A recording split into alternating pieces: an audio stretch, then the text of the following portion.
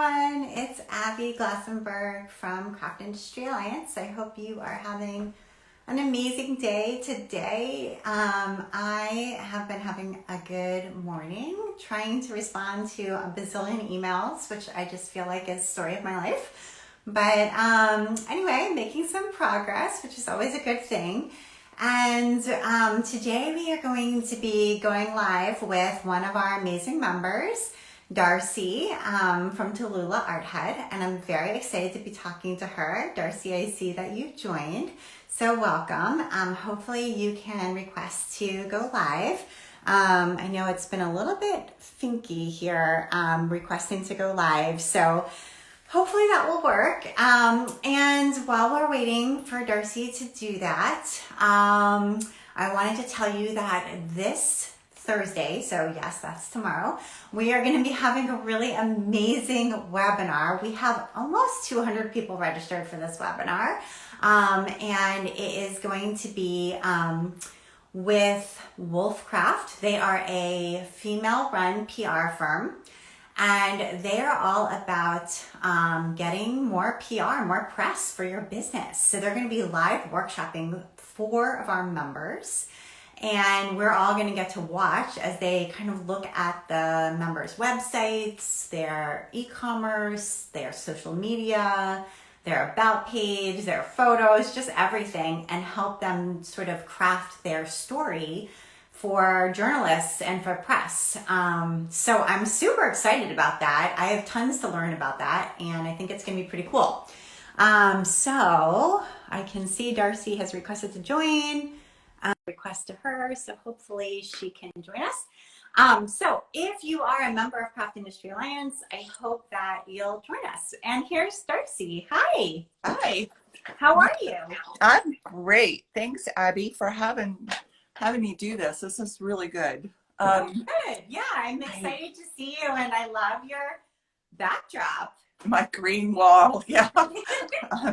It's my whole world. My whole world is that color, actually. Oh, it's pretty it's great. awesome. Yeah. Yeah. So, yeah, it's really great. I just want to say thank you for having me do this. And also, I love these member spotlights because I love hearing about what other people are doing.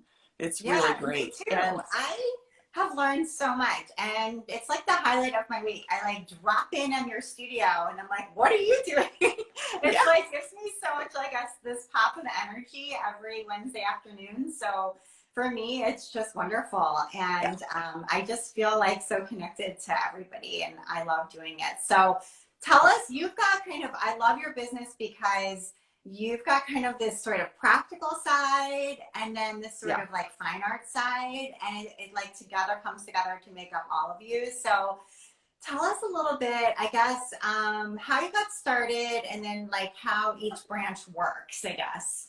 So I started sewing when I was really young. I learned to sew on my mom's putty colored Singer sewing machine.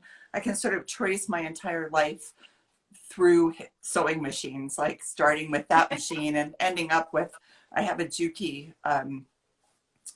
industrial machine that I work on mostly now. It's just a straight stitch machine. It's nothing fancy, but a lot of what I do doesn't require anything fancy. So that's pretty great. But I bought my first sewing machine was a FAF. I bought it in high school, and that, my mother says, you put 100,000 miles on that machine, until I sort of upgraded to that. But anyway, so that was kind of my beginning of my world in sewing. In 1985, I made my very first quilt. I designed my own pattern, which was based on a tin ceiling pattern. I was doing a quilt for a friend, and I had gotten hold of a book called Not Just Another Quilt that was Mickey Lawler and I think 2 other writers who put that together, and I just took it to heart and ran with it. I started designing my own patterns and doing all kinds of stuff. My friends in the Quilt Guild that I helped start in 1986 called them Darcy's Weird Quilts. And so I've never done anything super traditional. That's just not been my world at all. In 1983, I started a company called Quilt Tack with a friend here in Flagstaff. She discovered that you could use a tagging gun like people use in retail businesses Yeah. with very short tacks. And we revolutionized the quilt basting world. At that time, people were still either doing hand stitching with basting or they were using safety pins. And these were like, if you ran over them with a sewing machine, the plastic wouldn't like break your needle, you know, and it was really fast. And she's still running the company. So I helped do that.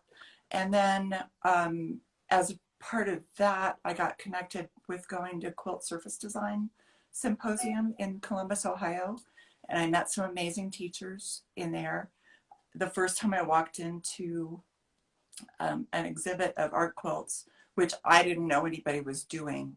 And I walked in and I just started bawling because I felt like I was out in the middle of the desert, not doing, you know, everybody was just saying, Darcy's Weird Quilts, Darcy's Weird Quilts. And I walked in and I was like, somebody else is doing what I envisioned, what I wanted to do.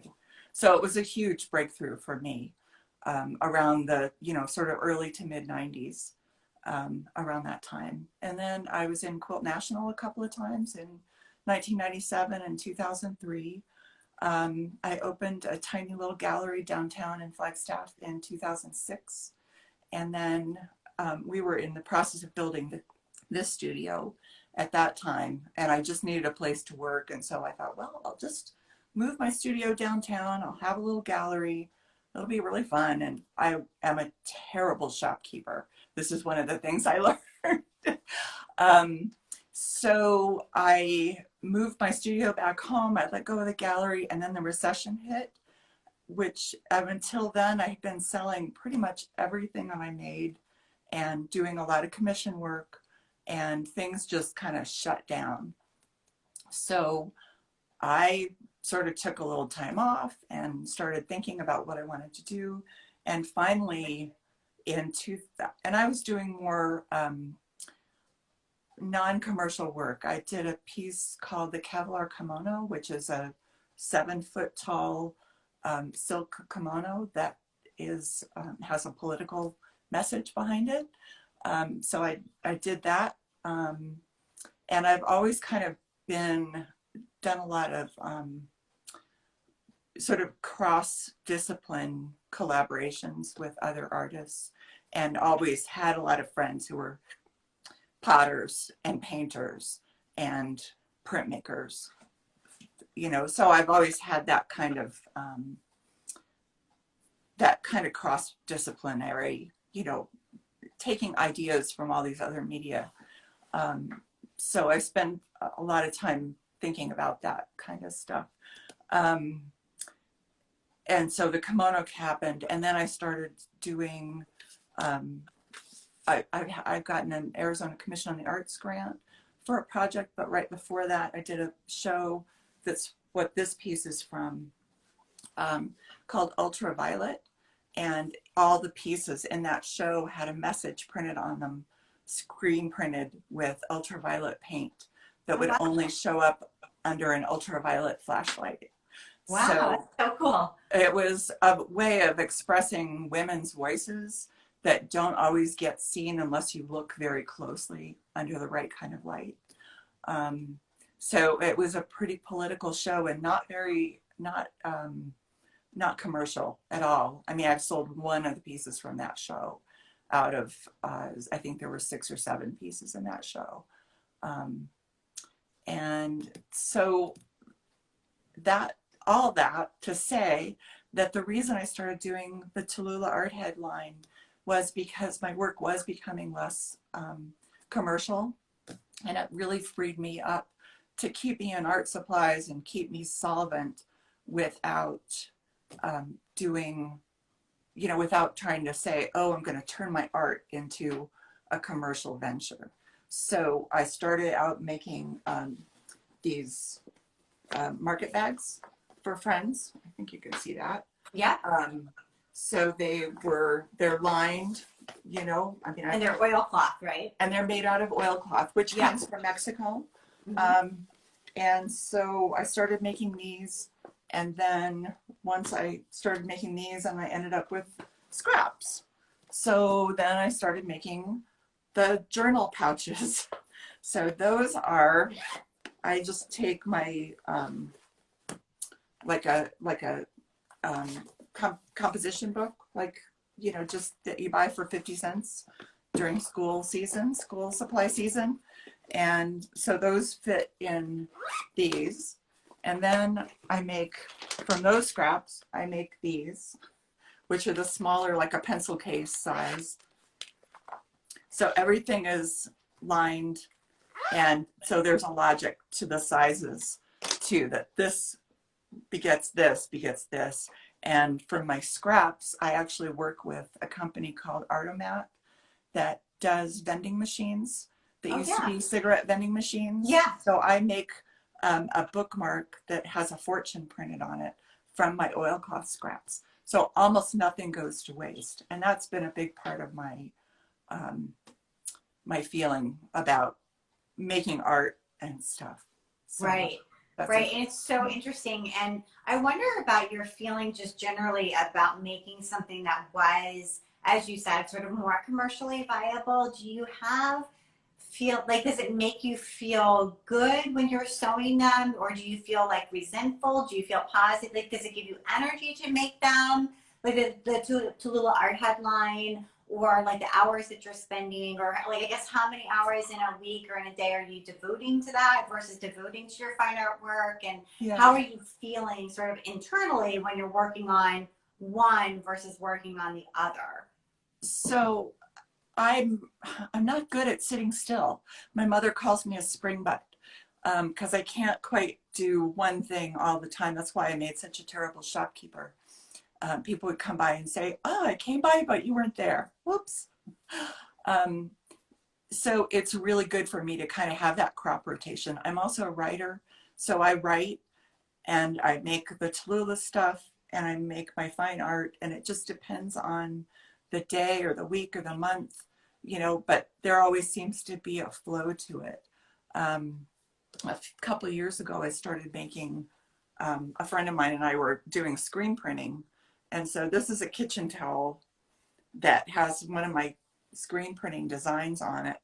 And so I started doing those in addition to that. And the reason that came about was because I had made curtains and ended up with all this white Osnaburg fabric. Oh, And yeah. I thought, what can I do with this leftover fabric?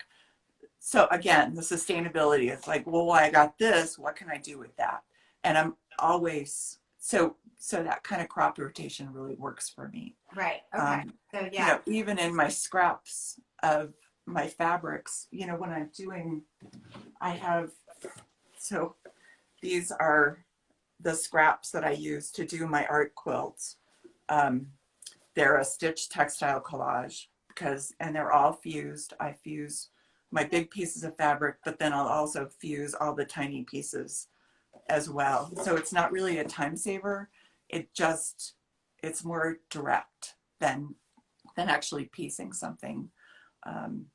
So I guess that's a long-winded way of saying, you know, it works for me to shift from one thing to do something else because I just need that kind of brain stimulation. Right. I don't know. And you said you are a writer. You have a column, right? Like an ongoing column that you write for a local publication. Yeah, I'm actually not actively doing that right now. But the column's still going on. But I do keep up the website, so I get to read all of them. It's really great. But we were writing these essays. It's called Flagstaff Letters from Home, and they're Flagstaff-based writers. And we were just writing about all kinds of things. I mean, like our editors gave us so much free reign. It was awesome. So I wrote a lot of essays. I think there are probably 70 or 80 essays up on my website. So yeah, there's a lot. Yeah, that's awesome. It's kind of great. So yeah, that's great. And how has COVID been for you? What have you been doing, or how has that changed your practice, or what are you looking forward to most as we sort of seemingly come out of being inside for a year? Yeah, I guess, you know, for me, the first thing I did was, what can I do to help? Right. And there's a local nonprofit called Threaded Together that is teaching women to sew. They're recruiting people who, maybe women especially, and kids, who are looking to build their skills. And so they were suddenly like, we're going to make masks, and they couldn't find enough people to do it. So we made masks and gowns for our local hospital. I made thousands of them. Wow. I mean, both. And so that, I think a lot of people did that during the first few months. And then by the end of May, they had found enough people to continue doing sewing for them. So I kind of left off that. And it's funny because I actually got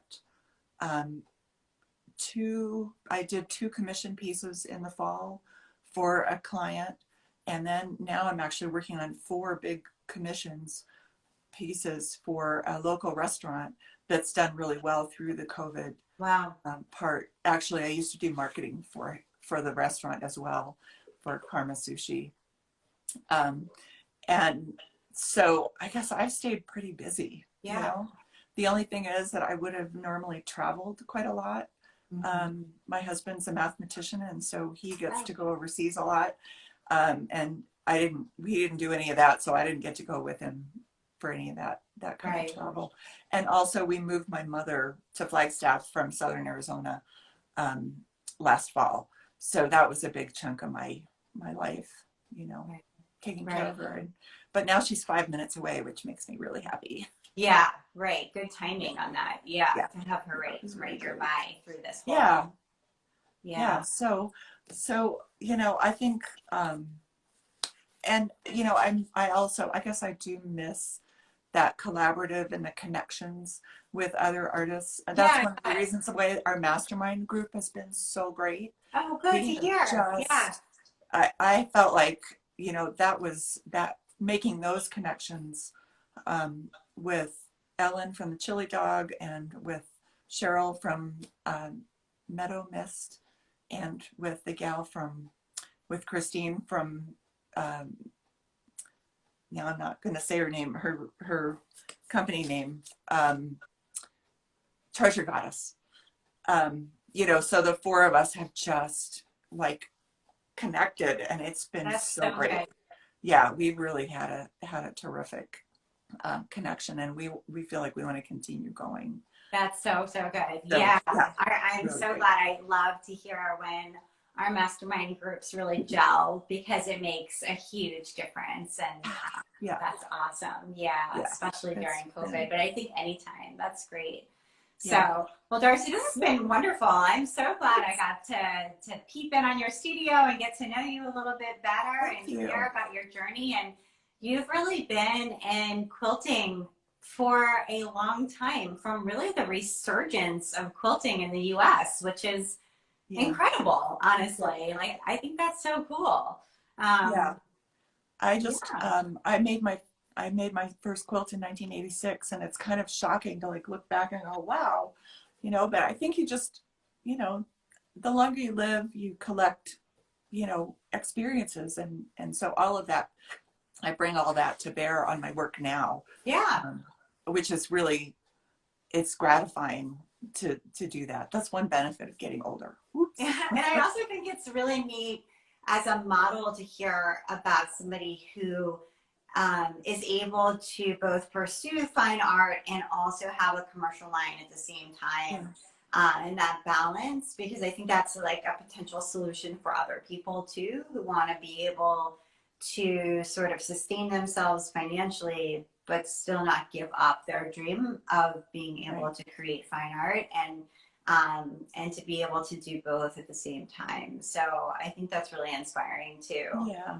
And I would say, I don't earn a living doing this, and maybe I would if I devoted full time to it.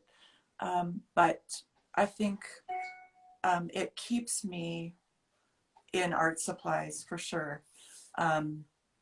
And I think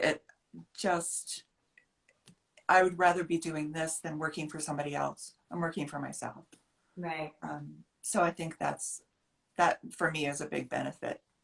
So Yeah, yeah, absolutely is a huge benefit of yeah, living your life. We're only here once, right? And so right, I feel like you got to make the most of every day yeah, and live it the way that you want it to be. So yeah. that's the key. Yeah.